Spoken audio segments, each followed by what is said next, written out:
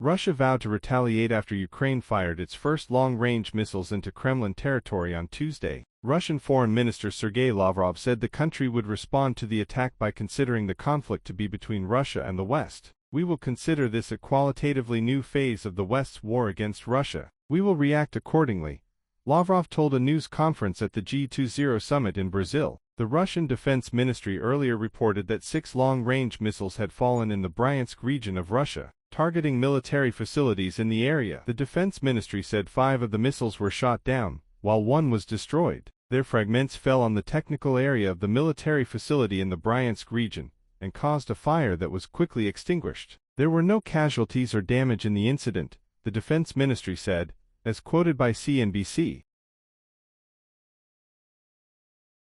This is Ukraine's first attack on Russia using long-range missiles. The missiles are strongly suspected to be made in the United States, namely at ATACMS. This attack occurred just days after U.S. President Joe Biden gave Ukraine permission to attack Russia with these weapons. The U.S. has so far not allowed Ukraine to use long-range missiles to attack Russia, because the Kremlin has warned that the use of long-range missiles on its territory would indicate open war between Russia and the U.S. and Western countries. Therefore, the U.S. only allows Ukraine to use this type of missile in its sovereign territory, including on the Crimean Peninsula, which is now occupied by the Kremlin. Ukrainian President Volodymyr Zelensky has made a statement after this attack. However, he did not confirm the attack using long-range missiles.